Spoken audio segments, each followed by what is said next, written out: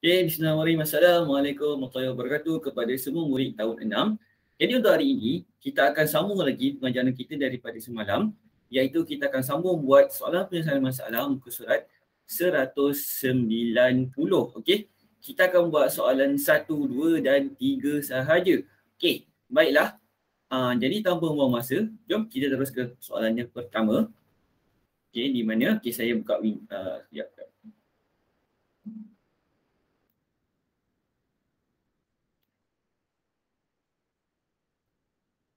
Okay, baiklah. Puan Sui Hong ingin mengecat biliknya. Okay, dia memberitahu bahawa 1 liter cat diperlukan untuk mengecat 2.5 meter persegi. Okay, persegi. Sebab kalau meter padu dia M+3. Jika luas biliknya 50 meter persegi, berapakah isi padu cat yang diperlukan untuk mengecat biliknya? Okey, dia macam ni. Okey, setiap 2.5 liter 2.5 meter. Okey, saya tulis dulu. 2.5 meter persegi ialah 1 liter. Okey, sekarang ni kita ada 50 meter padu. Okey, so sekarang ni kita nak tahu berapa liter yang diperlukan. Okey, sekarang ni dari 2.5 liter, kita kena tahu berapa banyak 2.5 meter persegi ni kita tahu untuk dapatkan 1 liter. Maafkan saya. Maksudnya 2.5 meter padu adalah persegi ialah 1 liter. Jadi 50 meter ni berapa banyak 2.5? Jadi untuk cari nilai ini, kita kena bahagikan 50 dan dengan 2.5. Okey, kita kena bahagikan. Lepas tu darab dengan sini untuk cari nilai yang ini. Okey, baiklah. So 50. Okey, 50 berada di luar dan 2.5 berada di dalam. Maafkan saya, terbalik. 50 liter berada di dalam, 2.5 liter di luar. Okey.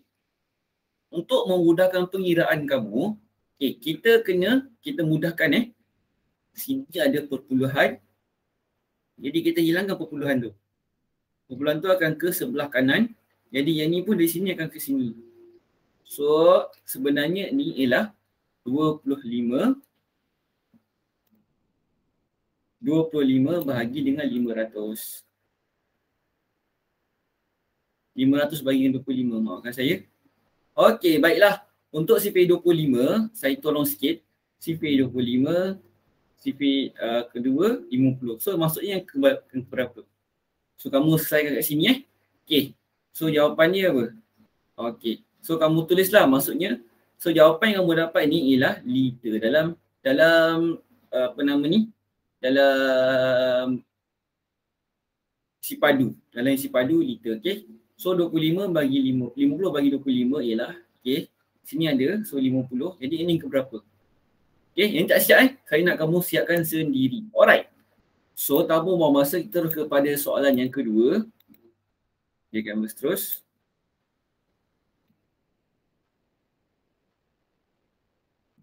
Okay, saya add soalan yang kedua, iaitu soalan seterusnya. Okey.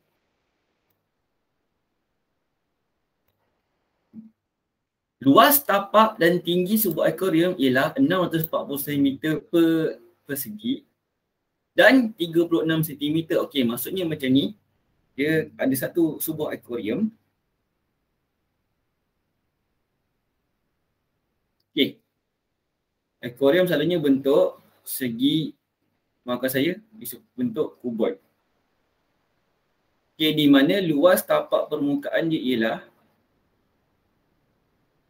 yang ni ialah 640 cm persegi. Jadi tinggi dia ialah 36 cm. Okey, 2/3 daripada akuarium itu diisi air. Okey, sekarang ni kita kena cari isi padu dia. Macam mana cari isi padu?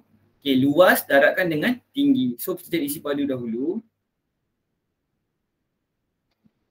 Isi padu ialah 640 darab dengan 36. Okey, kita kena tahu sifar 6. kita kena tahu CP3. So langkah pertama adalah kita buat CP6 terlebih dahulu. Sifar darab 6 ialah sifar. 4 darab 6 ialah 24. 2 naik atas. 6 darab 6 36 tambah dengan 2 ialah 38.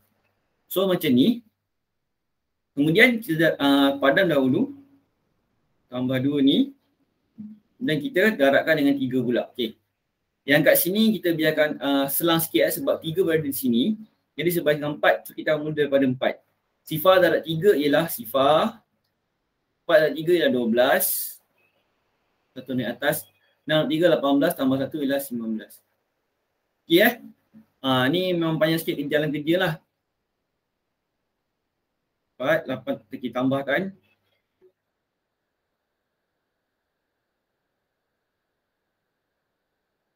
Okay, 23,040 cm padu. Okay, ambil kau dia punya memang besar memang padu dia. Okay. Tapi air dia adalah hanyalah 2/3 saja.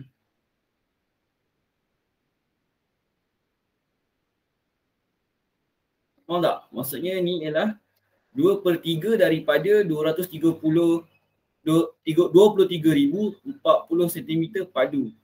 Okay, so kita kena buat langkah seterusnya iaitu 2/3 daripada benda ni.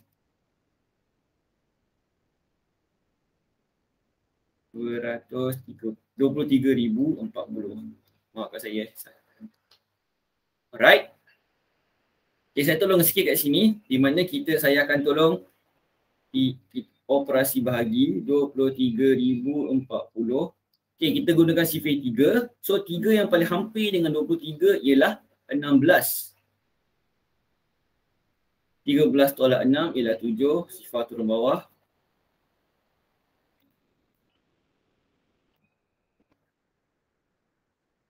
Okay, dalam CP3 yang paling hampir dengan 70 ialah maafkan saya. Alamak, silap sikit lah. Padam balik. Maafkan saya. Okay, 23. Okay, maafkan saya. Dalam CP3 yang paling hampir dengan 23 ialah 18. So 18 di sini. 6. Okay, ini baru betul. So 3 tolak 8 tak boleh. Pinjam sebelah. 13 tolak 8. 5. Sifar turun bawah. Okay, 50 yang paling hampir dengan dalam CP8 ialah 48. Bila 48 ni ialah Astaghfirullahalazim. Minta maaf banyak-banyak.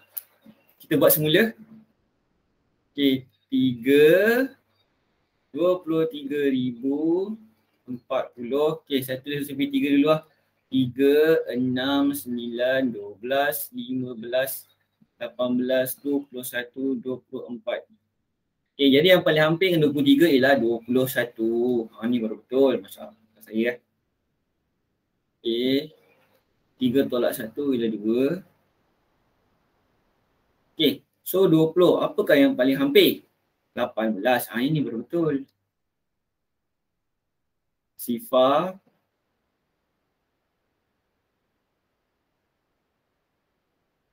Okay, 24. Okay, bila tengok kat sini, dalam CP3 ada 24. So, tulislah terus 24 di bawah. Dan sini kosong. Okay, yang ni tak siap lagi sebab yang ni saya baru buat dia punya bahagi dia. Kamu kena buat, okay, maksudnya kat sini 23,040 ni saya dah bahagikan 3. So, ni akan jadi 1. Ni akan jadi 7,680. So langkah seterusnya ialah kamu kena darabkan 7,680 ni dengan 2. Okey, boleh? Alright, saya teruskan dengan soalan yang ketiga. Okey.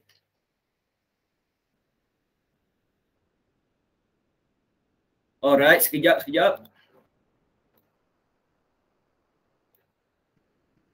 Okey, soalan yang ketiga ni ialah luas permukaan yang berlorek.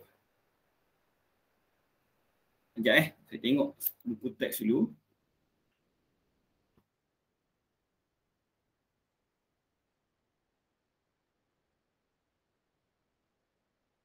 Nampaklah kawasan yang berlorek ni.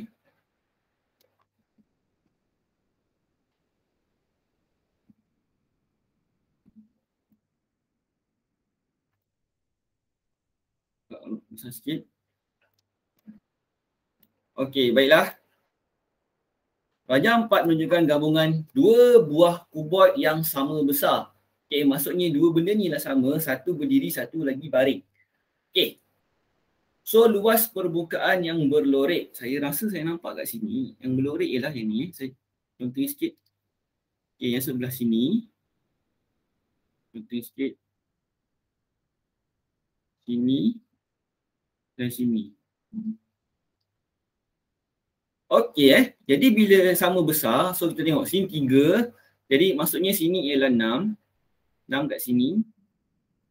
Dan yang tinggi ni 7.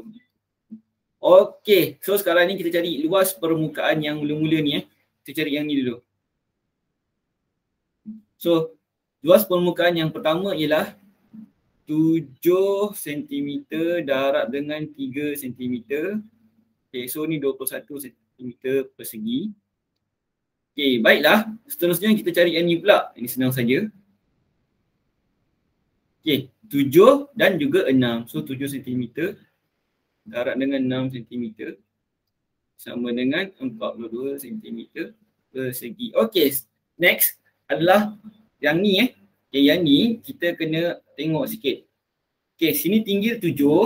So sini 3. So panjang sebelah sini ialah 4 cm.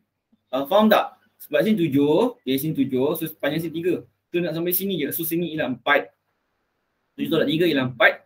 Dan kemudian yang atas ni, yang sebelah sini ialah 6. Jadi langkah seterusnya adalah kita kena buat yang ni. So 4 cm okay, darab dengan 6. Alright, so kita dapat 24 cm persegi. Okey, baiklah. Sekarang ni kita dah tahu 3 kawasan yang berlorek ini. Jadi kamu hendaklah tambahkan ke 3 ini sekali. Okey, baiklah kelas, itu saja. Okey kelas, itu saja daripada saya. 3 soalan. Sila buat dan sila screenshot nanti dan ambil gambar dan hantarkan dia ke Telegram. Baiklah, itu saja daripada saya. Assalamualaikum warahmatullahi wabarakatuh.